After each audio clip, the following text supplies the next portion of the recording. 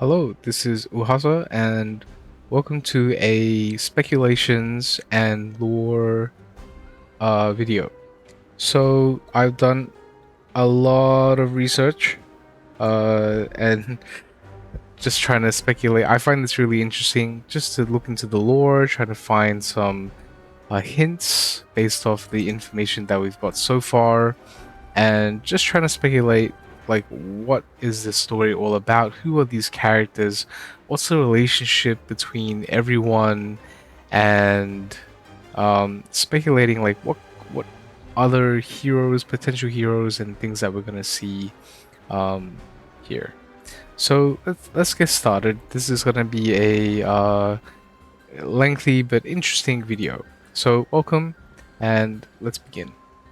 So to recap, in season 2, just really quickly, we were heading from the original town and we were going to, in the start of the story, we were at Hollowstone and we're heading to Town. That's the new place. If you don't know, I'm staying in Town and to take a break from the world and celebrate the festival, and have the festival activities, right? Uh, on the way, we got attacked by a kraken, we got shipwrecked, and then we ended up in in here, which is called Rustport, right? And the islands and everything around this place. Right, so we took care of everything here, made new friends, and now we're ready to set sail. Okay, and now we're gonna go to Town. So you can see that we actually make it to Town. We actually are here to enjoy the festivities, right? With the new family called the Valisa family, right? Okay. And she seems to play some part in this. And then while we're enjoying the festivities, it gets The merrier interrupted. and the more fun we have. I wish the festival would never end. Okay, you can see here a lady wearing a mask, long hair. Once you've made your choice, Big bad guy there's here. no turning back.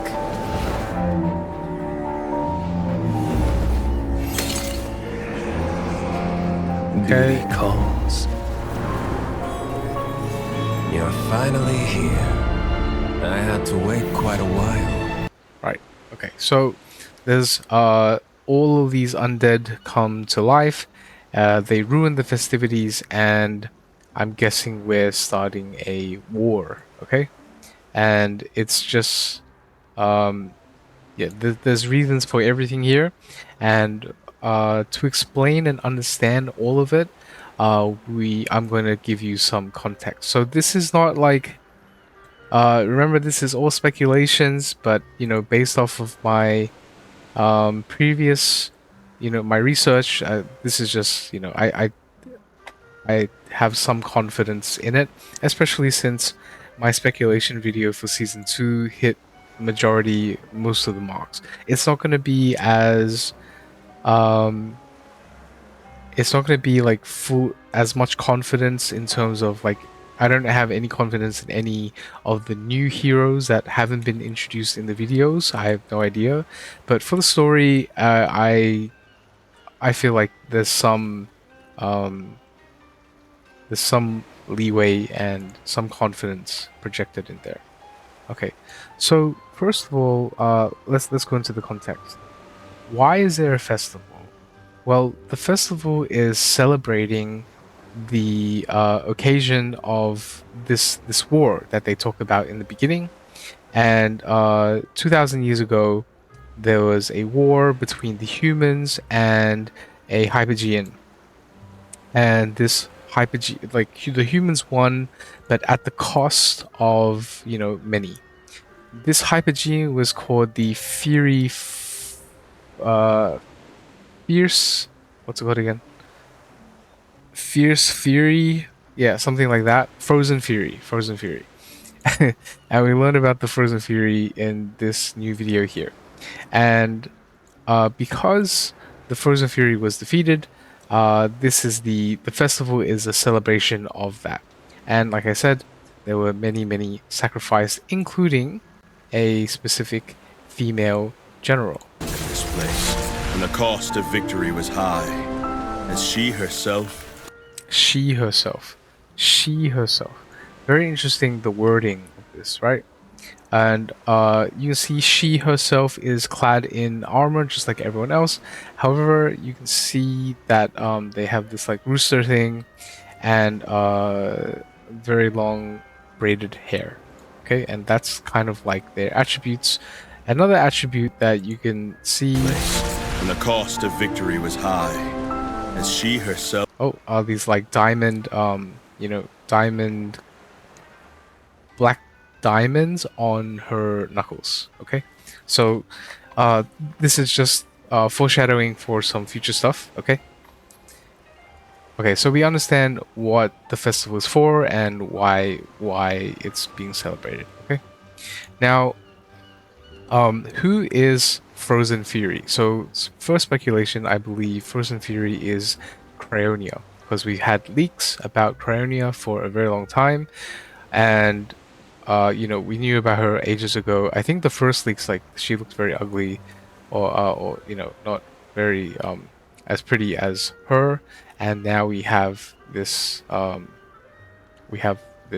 big chested lady. I think a lot of people are gonna go crazy about her, and yeah, you can see that she is a mage, Hypogean, and I don't know what this means. I'm sure someone can tell me, but this is Cryonia. I believe this should be the Frozen Furie. Now, based off of the history of Hypogeans, Hypogeans don't seem to die. They just seem to be sealed. So, we look at Rainier, Pesto, and Harak, they were all sealed. They're not killed. And I believe that should be the case for Cryonia as well. So maybe 2,000 years ago, they won the battle, they defeated her, but they did not kill her. Therefore, she was sealed. That is my theory. Now, right, so okay, so that's speculation number one. Speculation number two is, I believe, Valka, who is the new hero introduced, my friend, and she's seems to be a OP must roll, like Lily Maid. That's the vibes that I'm getting. Okay, what scars we have now. and I believe that Valka is actually this general that died 2,000 years ago. You can see that Valka is a Graveborn, right? She's covered in green, green and gray. All are resemble her, like embody her being, and you can see there's a few things that give way, that give evidence that she is, that general. Okay, so she's wearing this armor. Okay, so she's wearing all of this clad armor, runic. It looks not runic, but it looks like branches, and yeah, they look like branches, like from the shape of things. Okay, and she has a cape. Now if we go to the general who died at the beginning. Okay. Oh, that's another thing. You can see the diamonds on her knuckles. Okay, and you can see it again here. Once you've made your choice, there's no turning back. Okay, you can see she's wearing a mask. Duty calls. Oh, it's not here? Finally Sorry. I am ready. Okay, you saw those knuckles. Okay, you see those diamonds on those knuckles. They're not black. They're actually silver. But I believe that they're the same person. So there we go, and you can still see. Scars we have now. Yeah, you can see her take off her mask earlier before, and yeah, okay. So So yeah, that's the evidence that I believe that the female general is Valka, and Valka is revived from 2,000 years past. So it just sounds a bit strange though, you know, like 2,000 years. Maybe she was revived early, like 2,000 years ago, after, but a soul who's it doesn't make sense for a soul that's been there for over 2,000 years. I think she was revived much early on, sometimes after she died, and she's just been around, and she's just been waiting for this moment, and I don't know why for this moment. That's a mystery. Okay, so that's not the only Graveborn. We have other Graveborns, right? So we have the um, clearly this guy who looks like Snape. Um, maybe he's a good guy, maybe, but he definitely does not give good guy vibes. He teleports into the arcane labyrinth, and he gets introduced quite early on, actually. Here, Festival okay, he looks like a mage, right? Looks like a mage, but he could also be a stands as a necromancer. tribute Okay, to that okay, so we have this guy. He seems like a traitor, you know, and just look at the way he's the colors and the spikes and the way he left like that. I think he's not a good guy. Okay, we also have this image of a priest, and okay, right, and you know, he is wearing the same costume as this guy, and these guys are wearing the same costume as... Where'd they go? You've made your Well, choice. that guy's another... There's no turning Gets in back. a second. That guy. That guy. Yeah, that guy. Okay, and then we have, you know, this guy who has There's no turning like back. 6 arms. Wait, what is it?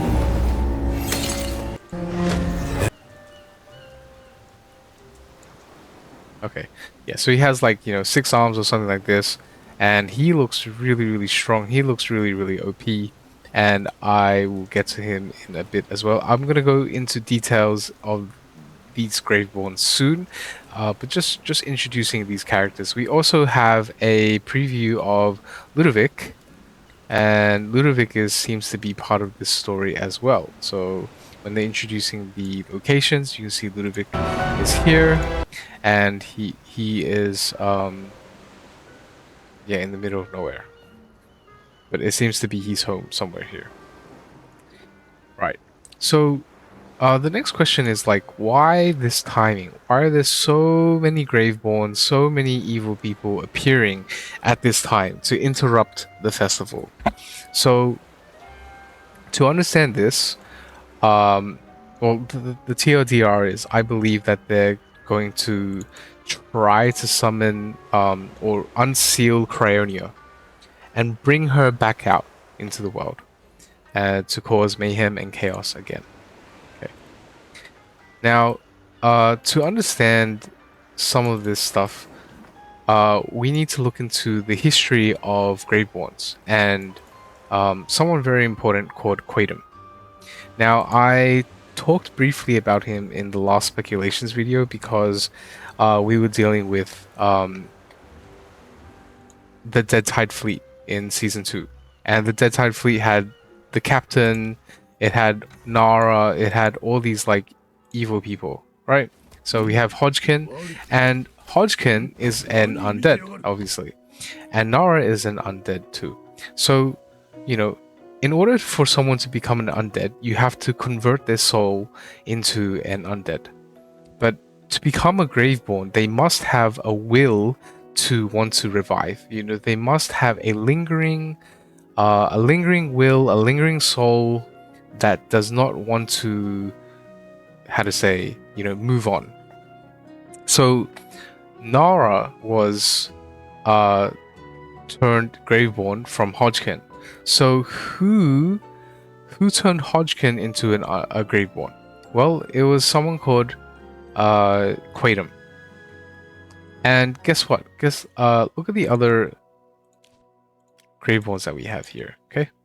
And I'll quickly talk about the what's it called? The relations, okay? So we have Cecia, we have Viperion, we have Niru, okay? All these people are or Graveborns, obviously. Thorin is actually he was turned into a Graveborn from Quaidam as well. Sylvina is apparently working for Thorin, based off the side quests that we had. And, we haven't really seen much of these characters yet. Niru, we know he's like a married guy, he has a kid, but I don't know who he's affiliated with, but these guys are probably affiliated with, Quaidam for sure, 100%, these two. And Viper was working with Hodgkin. And, Bonnie probably in the same boat, as she was working for Hodgkin too, so Hodgkin probably turned Bonnie into a Graveborn too. Okay, so who is Quaidam? Quaidam. Let me just write his name out so you can see.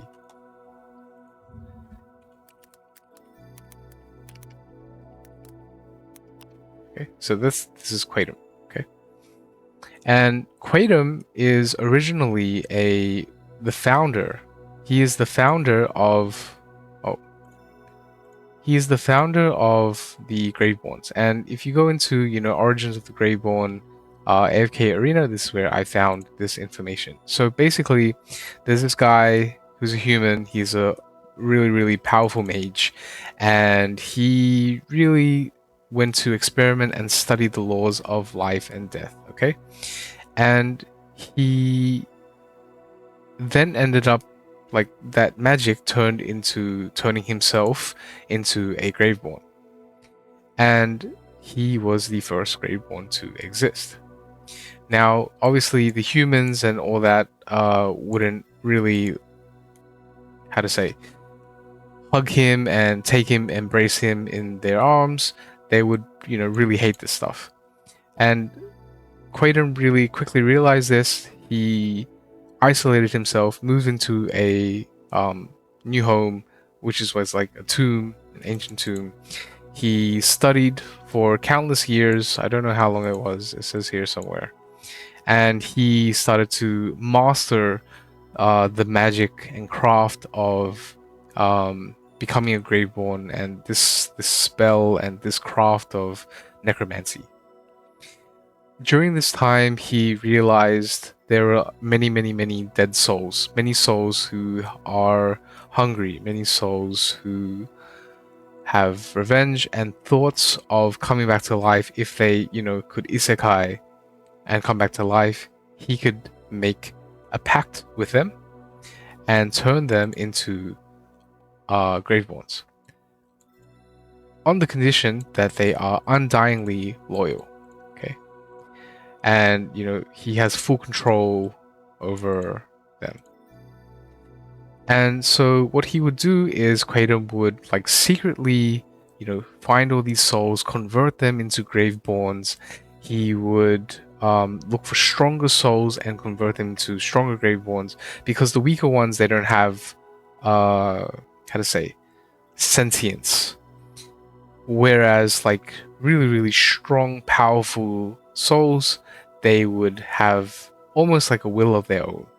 But as you can see in people like Hodgkin, people like Nara, they are a former shell of their previous selves. So, Nara, who was loving and who's like a wonderful sister, she ended up, well, wonderful is not the word, because, they were pirates and killed people and stuff, but Nara, just when she was reborn as a Graveborn, she just had the desires of killing, murdering, pillaging, all these crazy psychopathic traits. And that's what the Graveborns are. Like, this, in general, they are a former shell of their previous selves. They are not complete and whole, even the strongest of Graveborns. The only, Quaidam is the only one who probably has like complete sentience over himself. Okay. So, now moving on, Quaidam, he would target and be on the lookout for places that have the strong, lingering scent of death and souls. And he found a country that was like very, very suited for him, which was Bantus. And the Bantus country is, if you read it, it's very similar to a Spartan country, where they, but a bit more, a bit exaggerated. So they, almost like Vikings, like they love to go out to war and kill and perish and die in war. They thrived on killing and fighting, and they lived and breathed like warriors. And from birth and training, education, and war, it all connected. They realized, though, as much as they conquered and endless wars that they got into, the people of Bantus realized that although they were conquering and winning all these wars and battles, they weren't really improving the quality of their general lives. And so this caused a bit of a rift between the people, and make them think and reconsider their culture. In comes Thorin. Thorin is a human at this time. He becomes the king of Bantus, and then he causes all these reforms.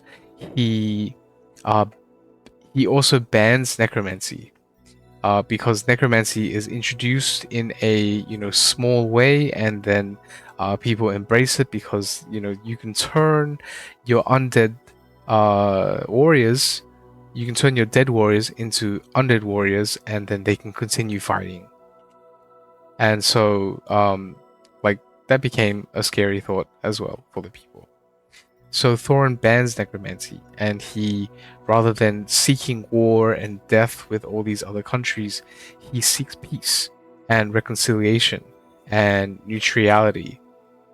And Quaidam, who's been in the shadows the entire time, trying to be a puppet master and spreading the fanaticism of necromancy, he doesn't like this one bit at all. So what he does is he, influences other people who are on the side of, there's got to be sides of people who are against Thorin, to start a coup, and then they kill Thorin. And then this guy is like, he's Thorin's second-hand man. He gets revived into a Graveborn, and then he kills, retaliates against the coup, and then he revives Thorin. And now Thorin is an undead too. And this is how Thorin is seen, you see him as today. Okay? So, the undead king. And that's the story of Thorin. Now, what's all this got to do with, in season 3? Well, this is just explaining the story of Quaidam. Quaidam's done a lot of things like this, and not just in Bantus, but he's created, undead everywhere. And one of the things that this is the real meat of it, what I wanted to talk about is, so this is like all these factions, and the one that interested me is called the Bloody Priesthood. And it interested me because we see some priests here, and I don't know if Ludovic's a priest, but he kind of looks like one. But that's not what I'm referring to. I'm referring to these priests here. And I believe they're probably part of this faction called the Bloody Priesthood. And the Bloody Priesthood has 2 orders. It's called the Demise, and by Count Vedin, or Vidin, and Bloody Feast, which is led by Queen Karen. Now, interestingly enough, I looked into Count Vidin, and Count Vidin is actually a guy who adopted Sylvina and Sylvina's sister. Did you know Sylvina had a sister? I didn't either. But it, based off the side quest, it seems that Sylvina is working under Thorin. So, AFK Arena and AFK Journey, although, they're stealing and using a lot of the history, they're not 100% aligned with the history of the lore in AFK Arena. That, it's like a parallel universe or something. But basically, or maybe it is aligned, and maybe Count Vidin is working for Thorin because he is the king. So, anyway, the priests here in this faction, they actually, like, some of them are humans, and the high-ranking priests, they devote themselves to study blood magic to transform themselves into Graveborns. Only senior members are able to do so. Low-ranking faithfuls are accepted only to be used as sacrifices for the blood magic rites. They go willingly, certain that their gift of blood will be rewarded in the next life. So, based off of this information, high-ranking ones will turn into undead, and then the low-ranking ones will sacrifice themselves to turn into, beast. And so you can see these, like, they look like high-ranking priests. And I believe that they're turning themselves into Graveborn. Or maybe they not able to turn themselves into proper Graveborns. But anyway, this guy's strong enough that he can summon lots of, like, mobs. So maybe he is a high-ranking member. And you see that there's that human priest earlier. Not the one, not Snape. Your cries. Not Snape. Offer everything. But this guy, let me see, he should be here. Did I miss it? Dora. Oh, sorry. I think I missed it.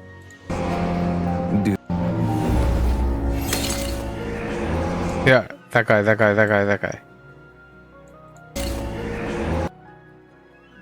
Missed it again. There you go. So here, he seems like a high-ranking priest, and he just sacrifices himself to turn into a Graveborn. Like these guys. Okay. Right, so that explains the priests, that explains Quaidam, that explains the origins of the Graveborns. And yeah, okay, so that should be okay. Who else are we missing? The big bad boss guy. Okay, so you see this guy, I believe that there's a high chance he might be Quaidam. Like, look how OP he looks. Look how strong he looks. So basically, what I'm trying to say is, this is probably Quaidam, the OP guy that I'm talking about. And if he's not, then he'd definitely be someone in the upper rankings of the Graveborn faction. Now, the last person who I haven't talked about is Ludovic. And, it's interesting that Ludovic is in there. He could be a pivotal piece, but he could also just be chucked in there. Based off the tales, like the lore that we saw. Sorry, I was trying to find it. Based off the lore that we saw, he is someone who's lived for quite a while, quite a long time, maybe since 2,000 years ago, maybe. But he died, at the age of 15 when he was immortal, a human, and these are everblooms, these flowers that he's holding. And the everblooms are flowers that you give to people who are dead. And he, Ludovic has magical powers, and he makes his everblooms last eternally. Especially the ones he's carrying. So all these white flowers here are everblooms. That's pretty sure this. Oh, what are they? But what's interesting is Ludovic just lives out here in ruins or something, and Um, maybe this was his home when he lived around here, and that's his dining table. Oh, yeah, actually, that looks more plausible. Sounds more plausible the more I think about it. Not bad. Ludovic is also a painter. He doesn't seem to be a fighter, but he is a Graveborn, and he must have lingering thoughts of wanting to come back alive because he died so young. He died lethargic. He died very weak, and now he gets to live forever. But he's realized that living is to live as an immortal is a curse, and he expresses that through his paintings. Anyway, so those are all the bad guys. Okay, so just to summarize, we have Valka, we have Quaidum, we have the Snape-looking guy, we have the priest, and yeah, that's it.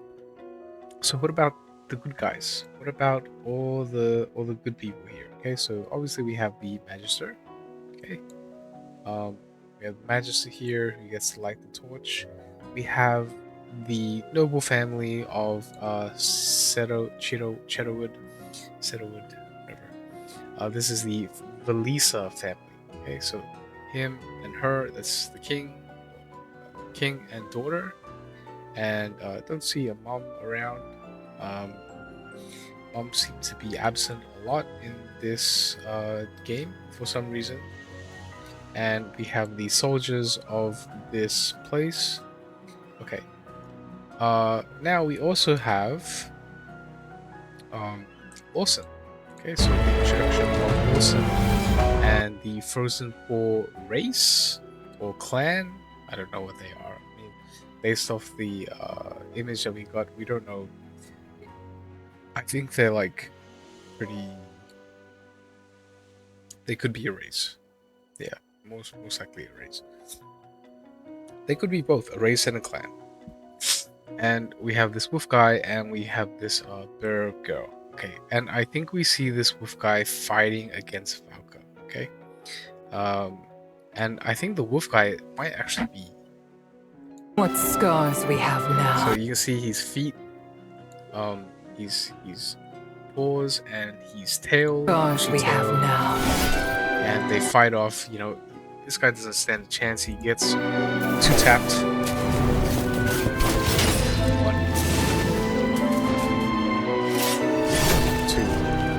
So he gets two tapped, and so I don't, Valka looks really OP.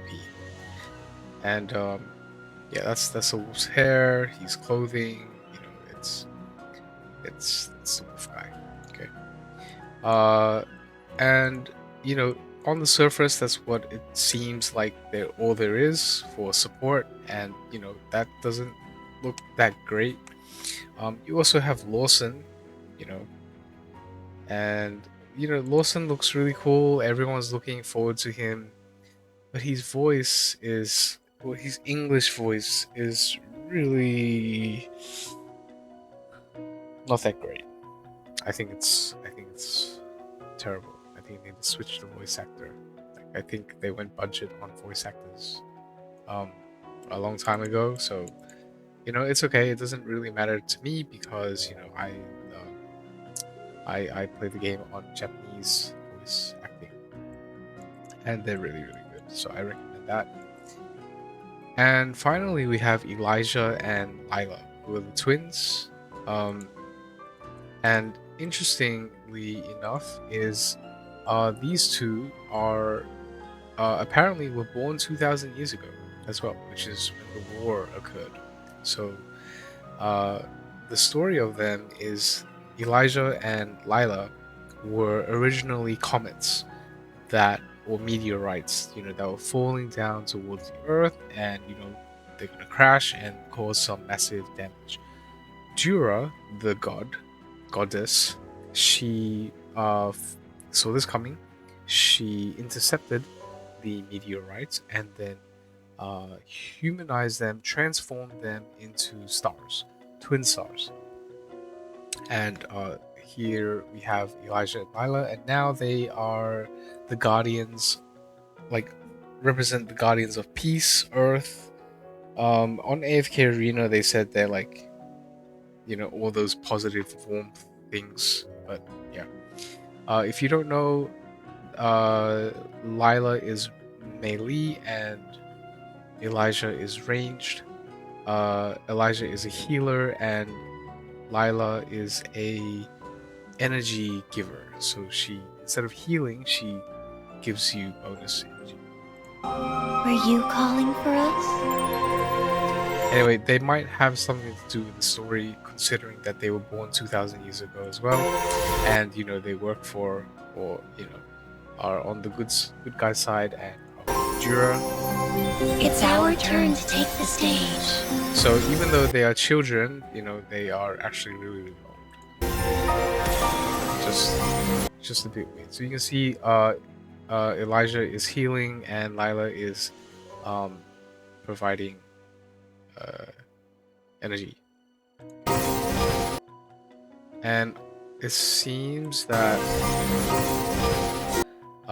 the healing, that their HP and energy are shared. Yeah, I mean, we need to wait. I'm gonna wait for more details before that comes. Okay. All right. Now that's a wrap for my speculations of the story. For other mysteries, like I'm only 90% sure that Valka and the General are the same. But I mean, it seems like it's that way. Second thing is Valka's line when she says, "Sacrifice everything for Jura." Like, there's a pause. Offer everything. She doesn't say for Jura, but I sacrifice everything. Jura above. There's like a long pause. So there's this thing where undead, not all undead are fully are pledge allegiance to Quaidam, and a lot of Graveborns have minds of their own. You can see Nara, who sacrificed herself for her sister. We had Sylvina, who still carries her principles, and she protected a human.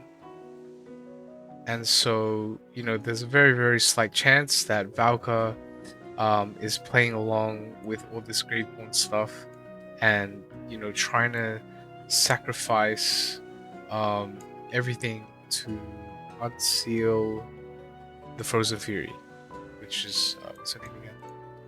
Cryonia.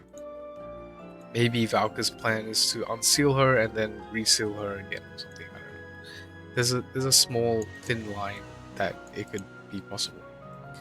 And also another line is when potentially Quaidam says the current Magister, and where is he?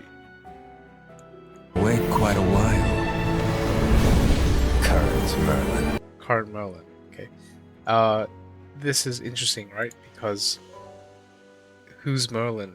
Like, Merlin is, we know, as a Magister, but they lost their memories. So are they referring to the Merlin who has lost their memories, or are they referring to the Merlin who maybe there's... No, I don't think so. No, I think I just solved the issue myself. It's the Merlin who has lost their memories. And it's not a Merlin who lived a previous life.